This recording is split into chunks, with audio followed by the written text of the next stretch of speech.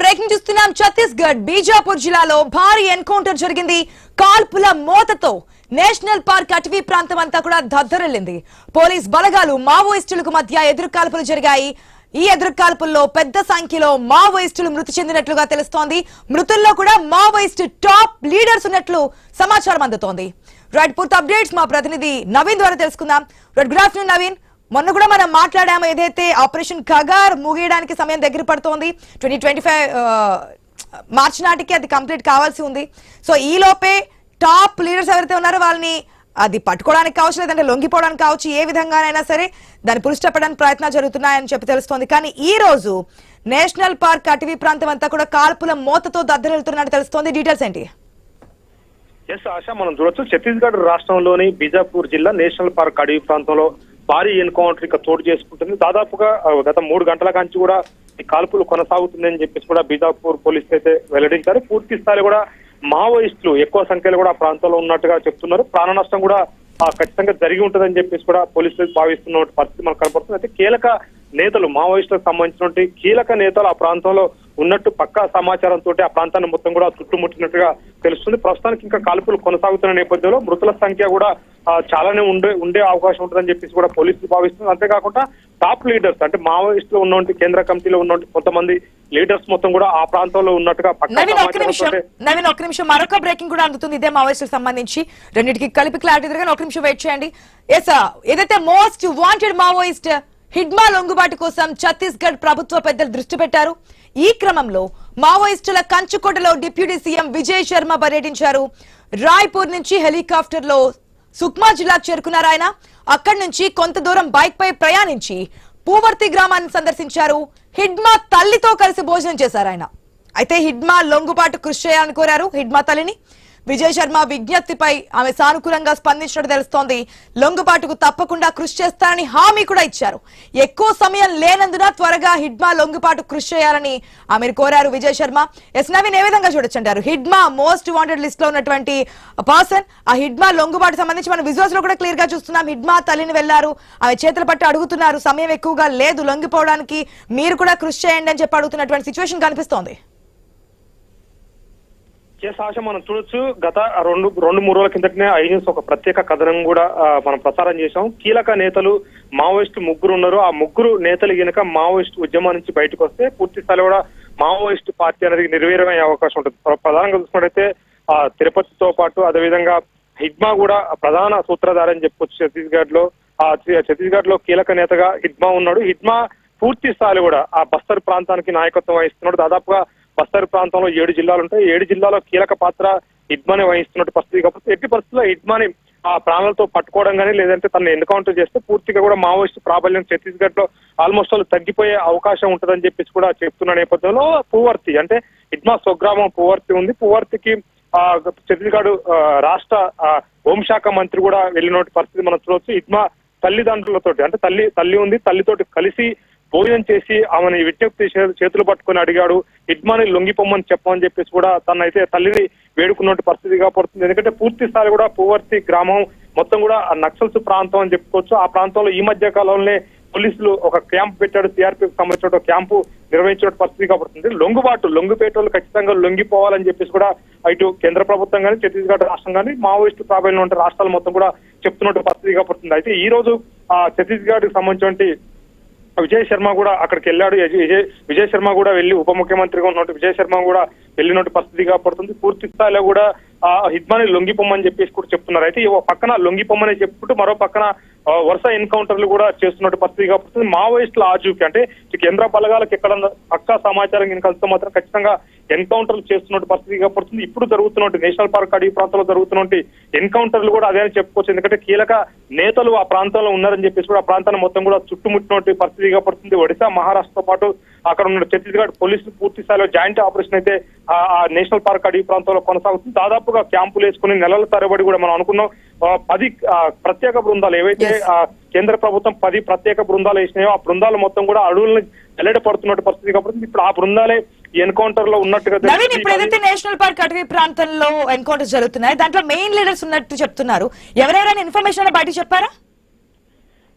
Yes అంటే ఇంకా చెప్పట్లేదు, వెల్లడించట్లేదు. కానీ కీలక నేతలు ఉన్నారని పోలీసులు అయితే ఒక ఇంటి ఇస్తున్నట్టు పరిస్థితి కాబట్టి మనం చూసుకున్నట్టయితే ఇప్పుడు ప్రస్తుతానికి మావోయిస్టుల దాంట్లో ఉన్నటువంటి కీలక నేతలు ఎవరైతే ఉన్నారో ప్రధానంగా ఇప్పుడు పార్టీకి సంబంధించిన కేంద్ర కమిటీ కార్యదర్శిగా తిరుపతి ఉన్నాడు. తిరుపతి కూడా ఆ ప్రాంతంలో ఉన్నారు. అంతేకాకుండా హిడ్మా కూడా ఆ ప్రాంతాల్లో ఉన్నట్టుగా తెలుస్తుంది. గణపతి కూడా ఉన్నట్టుగా తెలుస్తుంది. అంటే ఈ ముగ్గురు కీలక నేతలు అని చెప్పేసి కూడా కేంద్ర ప్రభుత్వం అంటే మోస్ట్ వాంటెడ్ మావోయిస్ట్ లిస్ట్ లో ఇండియాలోనే మోస్ట్ వాంటెడ్ మావోయిస్టులు ముగ్గురు చేర్చారు. తిరుపతి అదేవిధంగా గణపతితో పాటు హిడ్మాని ఈ ముగ్గురిని కూడా చేర్చినట్టు పరిస్థితి కాబట్టి ప్రధానంగా చూసుకున్నట్టయితే ఈ ముగ్గురు నేషనల్ పార్క్ అడవి ప్రాంతాలు. ఎందుకంటే ఆ నేషనల్ పార్క్ అడవి ప్రాంతం అనేది దాదాపుగా 2-3 రాష్ట్రాలకి దారులు ఉన్నటువంటి పరిస్థితి కాబట్టి సరిహద్దు ప్రాంతాలని చెప్పుకోవచ్చు. ఇటు ఒడిశాతో పాటు మహారాష్ట్ర అదేవిధంగా ఛత్తీస్గఢ్ ఈ 3 రాష్ట్రాలకు పూర్తి స్థాయిగా అనుసంధానం చేస్తూ ఈ నేషనల్ పార్క్ అడవి ప్రాంతం ఉంటుంది. ఎటైనా తప్పించుకునే విధంగా, ఎందుకంటే అటు ఇంద్రావతి నది ప్రాంతం కూడా అని చెప్పుకోవచ్చు. పూర్తి స్థాయిలో కూడా వాళ్ళు సేఫ్ జోన్ లో ఉండడానికి అదొక పూర్తిగా వాళ్ళ సేఫ్ జోన్ అని చెప్పుకోవచ్చు. ఈ మధ్య కాలంలో జరుగుతున్నటువంటి వరుస ఎన్కౌంటర్లు కానీ ఇప్పుడు జరుగుతున్నటువంటి ఎన్కౌంటర్లు, ఎందుకంటే కేవలం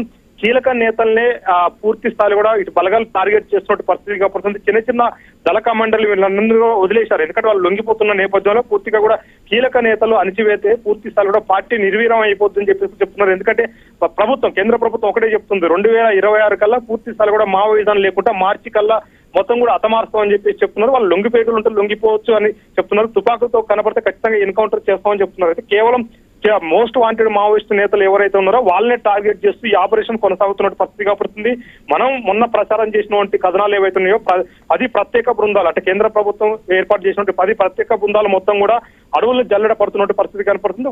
వాళ్ళకి సహకారంగా అక్కడ ఉన్నటువంటి డిఆర్జీ బలగాలు కానీ ఆ రాష్ట్ర పోలీసులు కానీ అక్కడ ఉన్నటువంటి స్పెషల్ పార్టీకి సంబంధించిన పోలీసులు ఎవరైతే ఉంటారో నక్సల్స్ యాంటీ నక్సల్స్ సంబంధించిన స్కాడ్ మొత్తం కూడా వాళ్ళు తిప్పుతున్న పరిస్థితి కాబట్టి ప్రత్యేక హెలికాప్టర్లు కూడా వీళ్ళకి అందజేశారు. ఎందుకంటే హెలికాప్టర్లు డ్రోన్ కెమెరాలతోటి పూర్తిగా వాళ్ళు ఎక్కడ ఉన్నారు ఏ ప్రాంతంలో ఉన్నారో గుర్తించే విధంగా కూడా అన్ని కూడా వాళ్ళకి కేంద్ర ప్రభుత్వం అయితే సమకూర్చినట్టు పరిస్థితి కాబట్టి వరుసగా జరుగుతున్న ఎన్కౌంటర్ ఇప్పుడు జరుగుతున్న ఎన్కౌంటర్ నేపథ్యంలో అక్కడ కీలక నేతలు ఉండి ఉంటారని చెప్పేసి కూడా అక్కడ భద్రతా బలగాలు భావిస్తున్నట్టు పరిస్థితి కాబట్టి ఇంకా కాల్పులు, ఎందుకంటే ఎప్పుడైతే అక్కడ భద్రతా బలగాలు కాల్పులు జరుగుతున్నాయో ఆ కాల్పుల్ని తిప్పిపెట్టే ప్రయత్నం మావోయిస్టులు కూడా చేస్తున్నారంటే ఖచ్చితంగా ఆ ప్రాంతంలో కీలక నేతలు ఉండి ఉంటారని చెప్పేసి కూడా చెప్తున్నారు. ఎందుకంటే వాళ్ళు కూడా అటాక్ చేస్తున్నారు, వీళ్ళపై కాల్పులు చేస్తున్నట్టు పరిస్థితి కాబట్టి కొంచెం ప్రాణ నష్టం ఉండే అవకాశం ఉంటుంది. చాలా మంది కూడా మావోయిస్టులు చనిపోయే అవకాశం ఉందని చెప్పేసి కూడా భద్రతా బలగాలు చెప్తున్నట్టు పరిస్థితి కనపడుతుంది. ఈ నేపథ్యంలో ఒక పక్క ఛత్తీస్గఢ్ ప్రభుత్వం సంబంధించిన ఎవరైతే ముఖ్యులు ఉన్నారో ప్రభుత్వంలో ఉన్నట్టు మంత్రులు కూడా హిడ్మా సంబంధించినట్టు చూసుకున్నట్టయితే సుక్మా జిల్లాకు సంబంధించిన ఛత్తీస్గఢ్ సుక్మా జిల్లా పువర్తిలో హిడ్మా ఊరు ఉంటుంది. ఆ ఊర్లో తన తల్లిని కలవడానికి కూడా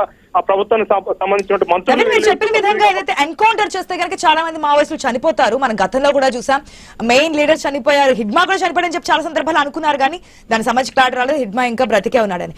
ఇప్పుడు ఏదైతే విజయ్ శర్మ ఛత్తీస్గఢ్ సంబంధించి డిప్యూటీ సీఎం విజయ్ శర్మ హిడ్మా తల్లితో మాట్లాడము, అక్కడ ఉన్నటువంటి సుక్మా జిల్లాకు సంబంధించి వారితో కలిసి వారి పిల్లల్ని ఎత్తుకోవడము, వారితో మమేకం అవ్వడం, ఇవన్నీ కూడా మరొక మార్గం అనుకోవచ్చా? ఒకవేళ చనిపోకుండా ఎన్కౌంటర్ చేసి చనిపోవడం కంటే ఈ విధంగా లొంగిపోండి అని ఒక ఇండికేషన్ ఇస్తున్నట్టుగా అనుకోవచ్చా? అంతే అని చెప్పుకోవచ్చు. ఎందుకంటే లాస్ట్ దశకు చేరుతున్న నేపథ్యంలో కావాలని అంటే ఇప్పుడు చూసుకున్నట్టయితే కొంతమంది మావోయిస్టులు లొంగిపోతున్నారు. వరుసగా మనం చూడొచ్చు ఆ సెంట్రల్ కమిటీలో ఉన్నట్టు నాయకులు మొత్తం కూడా లొంగిపోతున్నారు. కానీ ఈ ముగ్గురు ఎవరైతే మోస్ట్ వాంటెడ్ ఇండియాలోనే మోస్ట్ వాంటెడ్ మావోయిస్ట్ ఉన్నట్టు ముగ్గురు తిరుపతి గణపతితో పాటు హిడ్మా వీళ్ళు ఎట్టి పరిస్థితుల్లో లొంగిపోయిన పరిస్థితి కనపడుతుంది. ఒక పక్క వాళ్ళు వీళ్ళ మీద ఆశాన్న కానివ్వండి లేకపోతే ఈ మధ్యకాలంలో లొంగిపోయినటువంటి కొంతమంది కీలక నేతలు ఎవరైతే ఉన్నారో వాళ్ళ మీద కూడా నిన్న కేంద్ర కమిటీ నుంచి అభయ్ పేరుతో ఒక లేఖ కూడా విడుదల చేసిన పరిస్థితి కనపడుతుంది. ఎట్టి పరిస్థితుల్లో మావోయిజాన్ని మేము వదిలిపెట్టే పరిస్థితి లేదని చెప్పేసి కూడా కేంద్ర కమిటీ అభయ్ పేరుతో నిన్ననే ఒక లేఖ వచ్చిన పరిస్థితి మనం చూసాం. నిన్న లేఖ వచ్చిన వెంటనే ఈ రోజు ఎన్కౌంటర్ జరుగుతుంది. అంతేకాకుండా ఏదైతే ఛత్తీస్గఢ్ ప్రభుత్వంలో ఉంటే పెద్దలు ఎవరైతే ఉంటారో ఉప ముఖ్యమంత్రి కానీ అక్కడ ఉన్న హోంమంత్రులు వీళ్ళందరూ కూడా పోయి హిడ్మాకు సంబంధించినటువంటి స్వగ్రామంకి వెళ్ళారు. హిడ్మా స్వగ్రామం నుంచి చాలా మంది కూడా మావోయిస్టు దళాల్లో పనిచేస్తున్న పరిస్థితి కాబడుతుంది. ఆయన నాయకత్వంలో ఆయన నమ్మి పూర్తి స్థాయి కూడా ఆ ప్రాంతంలో చాలా మంది కూడా కీలకంగా ఎదిగారు. డివిజన్ కమిటీలో జిల్లా కమిటీలో కూడా కీలక నేతలు ఉన్నారు. వీళ్ళందరూ కూడా హిడ్మాక్ తోటి ఉన్న పరిస్థితి కాబడుతుంది. అక్కడ ఊరోలతో ఒక సమావేశం ఏర్పాటు చేసి వాళ్ళతోటి పూర్తి స్థాయిలో కూడా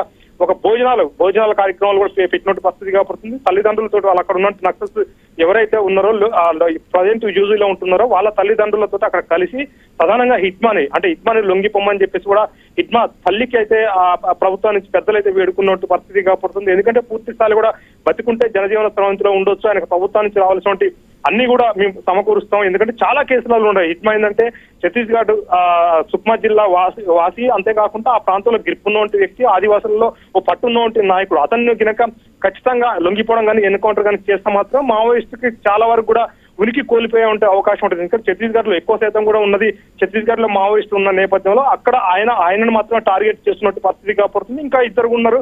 ఆ ఇద్దరు చూసుకున్నట్టయితే తెలంగాణ చెందిన వంటి ఇప్పుడు ప్రస్తుతానికి మావోయిస్టు ఏదైతే సెంట్రల్ కమిటీ కార్యదర్శిగా ఉన్నాడో తిరుపతి కూడా కీలక నేత అని చెప్పుకోవచ్చు. కీలక నేతగా ఉన్న అతను కూడా పట్టుకోవడానికి, అంతేకాకుండా గణపతిని కూడా పట్టుకోవడానికి అయితే కేంద్ర బలగాలు అయితే పూర్తి స్థాయిలో కూడా ఒక వ్యూహం పన్నినటువంటి పరిస్థితి కాబడుతుంది. లొంగిపోయే వాళ్ళు ఉంటే ఖచ్చితంగా లొంగిపోమని కూడా చెప్పారు. అయితే నిన్న వచ్చినటువంటి లేఖ సారాంశం ఏంటంటే పూర్తి స్థాయిలో కూడా మావోయిస్టులకు సంబంధించిన కేంద్ర కమిటీ అంటే సెంట్రల్ కమిటీ నుంచి ఒక అధికార ప్రతినిధి అభయ్ పేరుతో లేఖ వచ్చినట్టు పరిస్థితి కాబడుతుంది. లొంగిపోయిన వాళ్ళు ఇద్దరు ఎవరైతే ఆశాన్న పాటు అదే ఉన్నాడో ఆశాన్నతో పాటు ఇంకొక వ్యక్తి ఎవరైతే లొంగిపోయారో ఆ ఇద్దరు కూడా పార్టీ ద్రోహులు అని చెప్తారు. ఎందుకంటే నంబాల కేశవరావు ఎప్పుడు కూడా పార్టీని తుపాకు వదిలేసి లొంగిపోమని చెప్పలేదు. సమావేశాలు జరిగినప్పుడు పూర్తి స్థాయిలో మనం ఉద్యమాన్ని ఇంకా తీవ్రతం చేయాలి, ఉద్యమం రూపం మార్చుకోవాలి, పూర్తిగా కూడా దాన్ని ఎదుర్కొనే విధంగా ఉండాలని చెప్పారని చెప్పేసి కూడా చెప్తున్నారు. ఎందుకంటే ఈ మధ్య కాలంలో ఇద్దరు కూడా వీడియోలు అంటే లొంగిపోయినట్టు కేంద్ర కమిటీలో ఉంటే ఆ కీలక నేతలు ఎవరైతే ఉన్నారో వీళ్ళిద్దరు కూడా కొన్ని వీడియోలు పెట్టారు. మావోయిస్ట్ పార్టీ గతంలో సుప్రీం కమాండర్ చనిపోయినప్పుడు ఆయన బతికున్నప్పుడు చెప్పినట్టు ఏంటంటే తుపాకులు వదిలేద్దాం, పూర్తి స్థాయి కూడా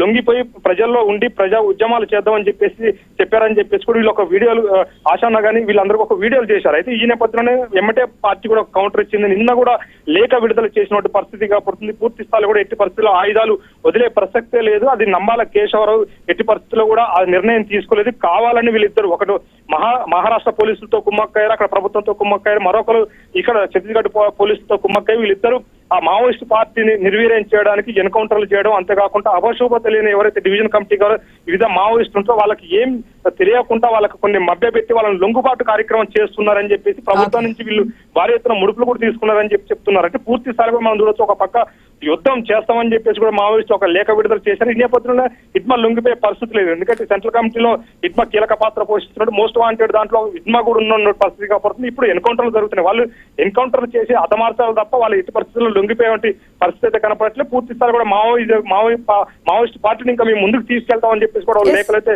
వెల్లడించినట్టు పరిస్థితి కనపడుతుంది. ఒక పక్క వాళ్ళ తల్లిదండ్రులను కలుస్తున్నారు, ఒక పక్క ఎన్కౌంటర్లు చేస్తున్నారు, మరో పక్క మావోయిస్టు కూడా వరుసగా లేఖలు విడుదల చేస్తున్నారు, ఖచ్చితంగా ఉద్యమం చేస్తామని చెప్పేసి. Yes, Naveen, thanks for the update.